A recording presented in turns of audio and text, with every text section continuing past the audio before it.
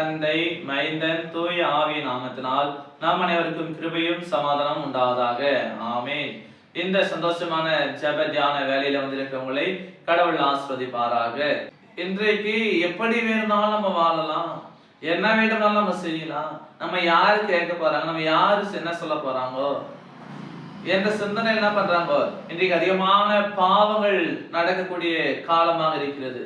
இன்றைக்கு அதிகமான அநியாயங்கள் நடக்கக்கூடியதாக இருக்கிறது. தான் வாழ என்ன வேண்டும்னாலும் செய்யலாம், தன்னுடைய சந்தோஷத்துக்காக எப்படி வேண்டும்னாலும் இருக்கலாம், தன்னுடைய மகிழ்ச்சிக்காக யாரை வேண்டுமானாலும் துன்பப்படுத்தலாம், தன்னுடைய தேவைக்காக யாரை வேண்டுமானாலும் ஏமாற்றலாம் என்று சொல்லி இன்றைக்கு அதிகமான அநியாயங்கள், தவறான செயல்கள் அதிகமாக பெருகிக்கொண்டே இருக்கிறது.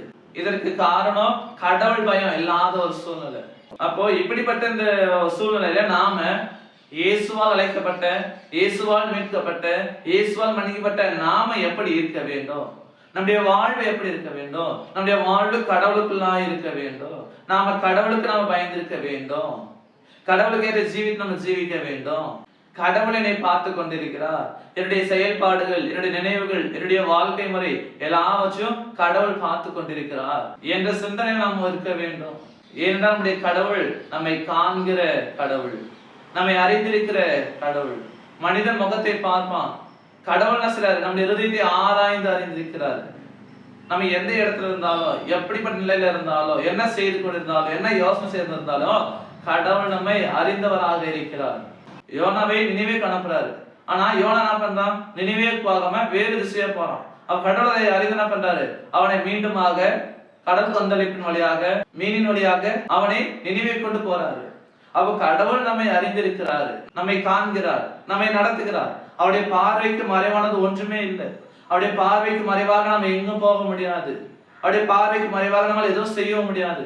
நம்ம வானத்துக்கு என்னாலும் கடவுள் அங்க இருக்கிறாரு. நம்ம கடலின் ஆழத்துல படுக்கைப்பட்டாலும் கடவுள் அங்கே இருக்கிறாரு. கடவுளை விட்டு நம்மளால எங்கேயும் போக முடியாது. அவர் நம்மை காண்கிறவர், அவர் நம்மை நடத்துகிறவர், அவர் நம்மை அறிந்திருக்கிறவர். அந்த ஆண்டவர் தான் இன்றைக்கு சொல்றாரு, கர்த்தருக்கு பயந்துடு.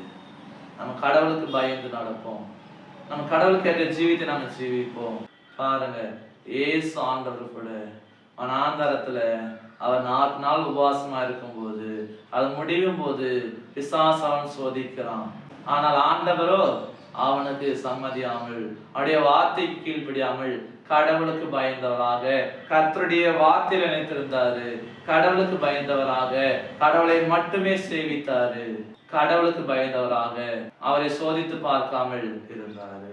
இன்றைக்கு அந்த இயேசுவால மீட்கப்பட்ட நாம, அந்த இயேசுவால ரட்சிக்கப்பட்ட நாம கடவுளுக்கு பயந்து இருப்போம், கடவுளுக்கு கீழ்ப்படிந்து நம்ம வாழுவோம்.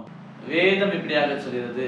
லேவியராகமம் 19ஆம் அதிகாரம் 14வது வசனத்தின் கடைசி பகுதி இப்படியாக சொல்கிறது, உன் கடவுளுக்கு பயந்திரு, நான் கர்த்தர்.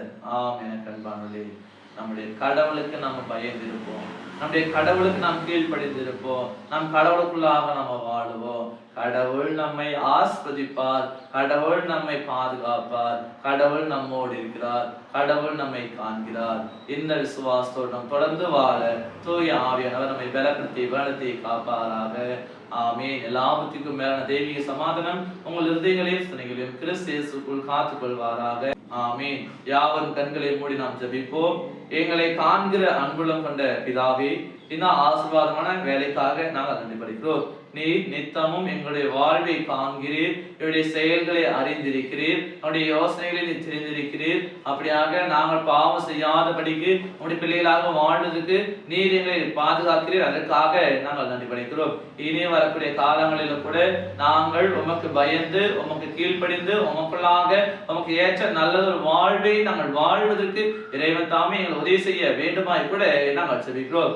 உலகத்தின் வாழ்வை, உலகத்தின் பொல்லாப்பை நாங்கள் தேடி போகாதபடிக்கு, உலகத்திற்கு ஏற்ற ஒத்த வேசனங்கள் தெரியாதபடிக்கு உமக்கு ஏற்ற நல்ல ஒரு வாழ்வை வாழ்வதற்கு நீ தாமே எங்களுக்கு அருள்பாவிக்க வேண்டுமா கூட நாங்கள் ஜெபிக்கிறோம். இந்த நாளை நாங்கள் முற்று முழுவதுமாக உடைய கருத்தில் நாங்கள் அர்ப்பணிக்கிறோம். நீர் ஏற்றுக்கொள்ளும், நீர் பாதுகாத்துக்கொள்ளும், நீரே நடத்த வேண்டும் நாங்கள் ஜெபிக்கிறோம். இந்த நாள் முழுவதுமாக இனி வரக்கூடிய காலங்களில் நாங்கள் உமக்கு பயந்தவர்களாக, உமக்கு கீழ்ப்படிந்தவர்களாக, உமக்குள்ளாக வாழ்வதற்கு நீர் நடத்த வேண்டுமா நாங்கள் ஜெபிக்கிறோம். இயேசு எங்களை காண்கிறார், இயேசு எங்களை அறிந்திருக்கிறார், இயேசு எங்களை நடத்துகிறார் என்ற திடமான விசுவாசத்தோடு நாங்கள் ஜீவிக்கிற பொழுது நீதாமே என்னுடைய வாழ்வின் எல்லா தேவைகள், எல்லா எதிர்பார்ப்புகள் எல்லாவற்றையும் நிறைவாக நீர் கொடுக்க வேண்டுமாய் கூட நாங்கள் ஜெபிக்கிறோம். நீரே எங்களை பாதுகாத்துக் கொள்ளும், எங்களை ஆஸ்வதியோம். மீட்பர் இயேசுவின் திருப்பாத பணிந்து ஜெபிக்கிறோம் அன்பின் பிதாவே, ஆமீன். அனைவருக்கும் சோஸ்திரம். கடவுள் உங்களை ஆஸ்வதிப்பாராக. ஆமீன்.